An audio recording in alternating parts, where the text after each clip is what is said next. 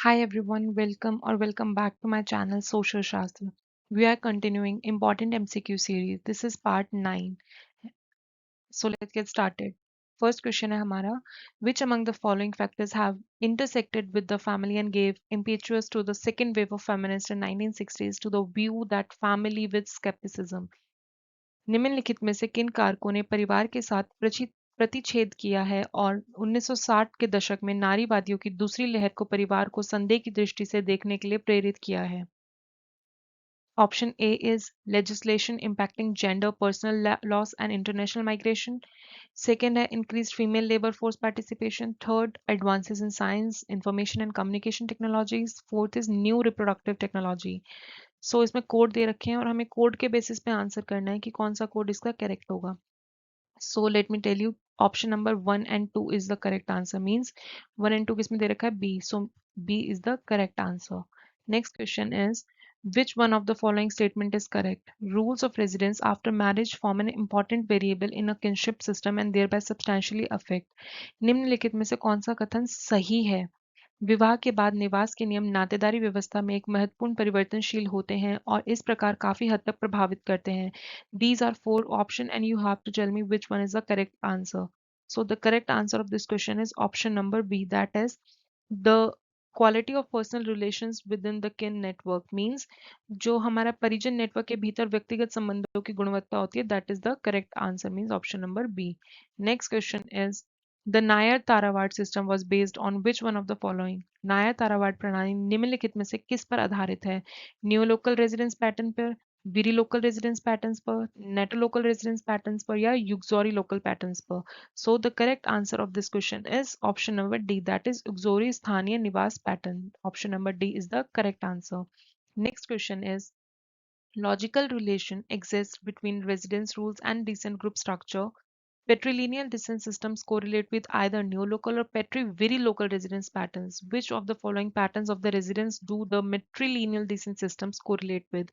In Hindi, निवास नियमों और वंश समूह संरचना के बीच तार्किक संबंध मौजूद है. पितृवंशीय वंश प्रणालियां या तो नवस्थानीय या पेट्रीविरी लोकल निवास पैटर्न के साथ सह संबंध है. निम्नलिखित में से किस निवास के पैटर्न का मातृवंशीय वंश प्रणाली से संबंध है? You have four options and you have to tell me the correct answer. So the correct answer of this question is option number D, that is neolocal, patriviri-local, avunculocal and uxorilocal. All four these are correct. I hope this is clear to everyone. Next question is, double descent or dual lineal transmission of descent group membership involves which one of the following? In Hindi, वंश समूह सदस्यता के दोहरे वंश या द्विरेखीय संचरण में निम्नलिखित में से क्या शामिल है? You have to always remember that question में हाँ पूछा गया है या नहीं पूछा गया है. So read the every question carefully. Option A is patrilineal transmission of one set of attributes and matrilineal transmission of another set. Option B is माता पिता दोनों के माध्यम से समान रूप से संचरण. ऑप्शन सी इज संचरण जिसमें वंश रेखाएं और लिंग विशिष्ट होती हैं, यानी पुरुष अपने बेटों और महिलाओं को अपनी बेटियों को प्रेषित करते हैं. ऑप्शन डी इज संचरण जिसमें वंश रेखाएं ऐसी होती हैं कि पुरुष अपनी बेटियों और महिलाओं को अपने बेटों को प्रेषित करते हैं. So the correct answer of this question is, you have to tell me which one of this correct answer. So the correct answer is option number D, that is transmission in which descent lines are such that men transmit to their daughters and women to their sons. So option D is the correct answer. So next question is, consider the following statement. हमें कुछ कथन दिए गए हैं, उस पर विचार करना है और कोड में आंसर दे रखे हैं, उनको बताना है कि कोड बेस्ड आंसर होते हैं, इनको भी ध्यान रखना है. काफी बार हम लोग सिर्फ ऊपर के जो क्वेश्चंस होते हैं उनको पढ़ करके आंसर लगा देते हैं. So always remember. So question says that without taking into account the complete set of rules and practices governing the ownership, control and inheritance of property, it is not possible to fully understand and study. Option is family types, option B is marriage types, marriage prestations, prestations at funeral ceremonies, and option fifth is rules governing divorce settlements. In Hindi, संपत्ति के स्वामित्व, नियंत्रण और विरासत को नियंत्रित करने वाले नियमों और प्रथाओं के पूरे सेट को ध्यान में रखे बिना पूरी तरह से समझना और अध्ययन करना संभव नहीं है. So the correct answer of this question is option number B, that is 1, 2 and 5 is the correct answer. Next question says that which one of the following is significant in deterministic theory of social change, सामाजिक परिवर्तन के नियतात्मक सिद्धांत में निम्नलिखित में से कौन सा कारक महत्वपूर्ण है? Single factor, double factor, multiple factor और inner factor. So the answer is double factor, यानी कि double factor is responsible for deterministic theory of social change. Next question है हमारा, marriage with mother's brother's daughter is a form of which one of the following? In Hindi, माँ के भाई की बेटी के साथ विवाह निम्नलिखित में से किसका एक रूप है? Restricted exchange, direct exchange, discontinued exchange और generalised exchange. So the correct answer is direct exchange. ये क्वेश्चन हमारा कौन सी यूनिट में से है? फैमिली मैरिज वाली यूनिट में से क्वेश्चन है। हम लोग आने वाले टाइम पे उसको पूरी तरह से कवर करेंगे। नेक्स्ट क्वेश्चन सेज खुला exchange system is a classic example of, खुला विनिमय प्रणाली का एक उत्कृष्ट उदाहरण है। Option A is distribution, option B is negative reciprocity, reciprocity और tribal market exchange. In Hindi, वितरण, नकारात्मक पारस्परिकता, पारस्परिकता और ऑप्शन डी इज आदिवासी बाजार विनिमय।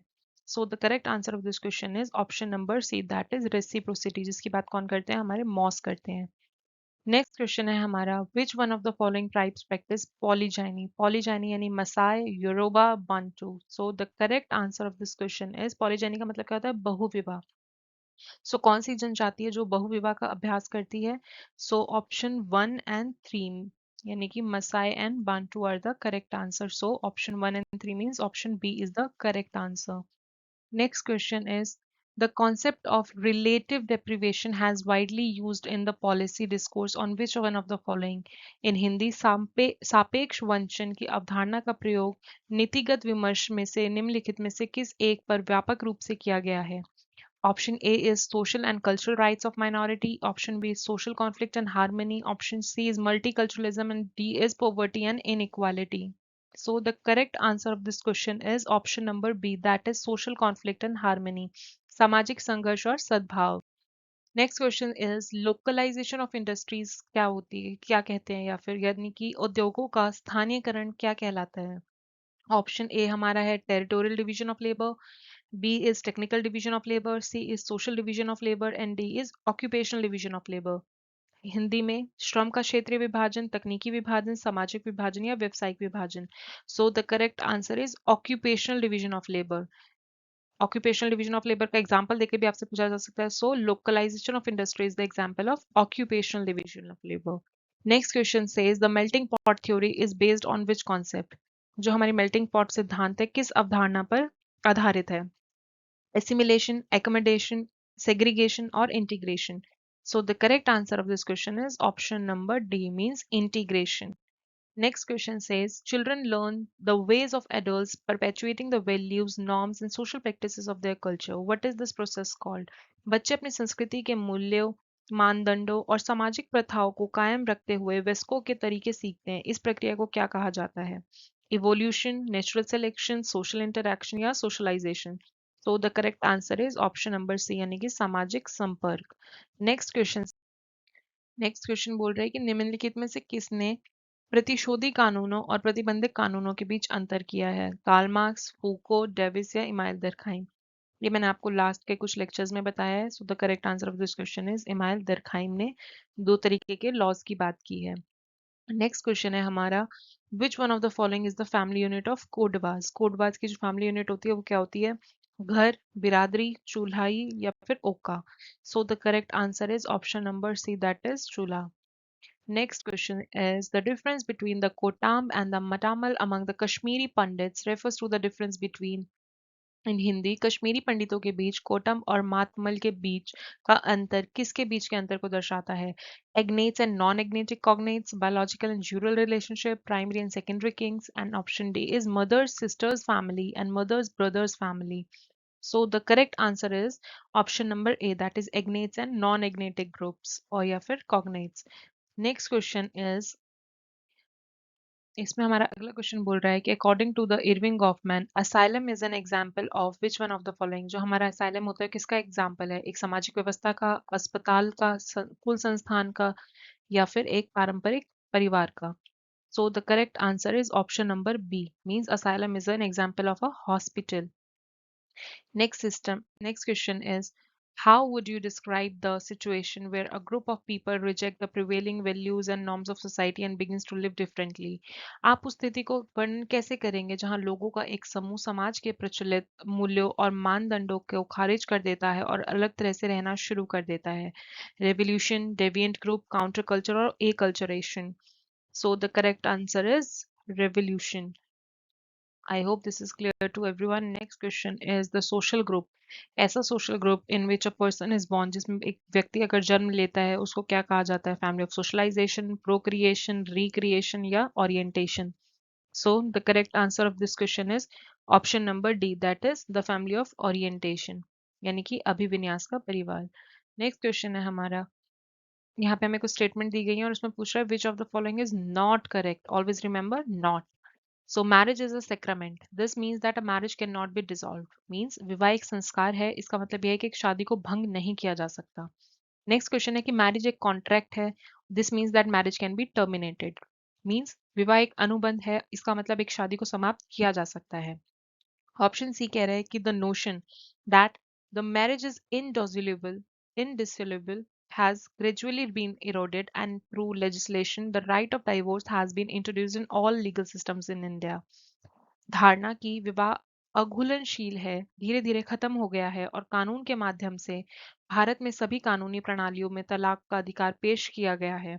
Option D is only among the Muslims marriage is a contract and divorce is allowed. Means केवल मुसलमानों के बीच विवाह एक अनुबंध और तलाक की अनुमति है. So the correct answer is option number D is the correct answer of this question. Next question is the concept of cultural lag explains that how. सांस्कृतिक अंतराल की अवधारणा बताती है कि changes in material culture are very slow, changes in non-material cultures are faster than changes in material culture. Material culture changes faster than non-material culture, and option D is material and non-material cultures more or less change at the same pace. मतलब कि same गति से बदलते हैं, एक ही गति से बदलते हैं. इसका जो करेक्ट आंसर होगा option number D. So the correct answer is option number D. Next question हमारा है the term cultural relativism is often contrasted with, यानी कि जो शब्द है सांस्कृतिक सापेक्षवाद को अक्सर के विपरीत किया जाता है. सापेक्षवाद को अक्सर के विपरीत किया जाता है, मतलब कॉन्ट्रास्टेड विद किसके विपरीत किया जाता है? इसमें ऑप्शन दे रखा है हमें cultural pluralism, next is ethnocentrism, C is cultural absolutism और D is cultural vacuum.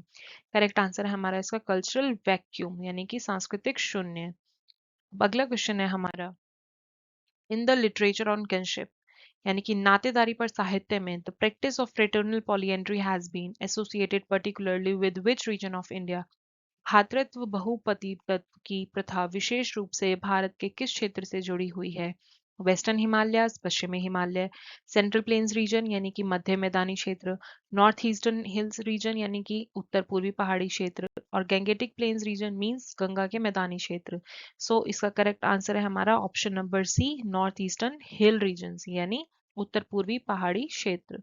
Next question है हमारा मैक्स वेबर जो थे believe that sociology should focus on social action and not on structures. Because जो max weber थे उनका मानना क्या था कि जो मैक्स वेबर का मानना था कि समाजशास्त्र को सामाजिक क्रिया पर ध्यान देना चाहिए ना कि संरचनाओं पर. क्यों? इसमें चार ऑप्शन दिए हैं, उसमें आपको करेक्ट बताना है.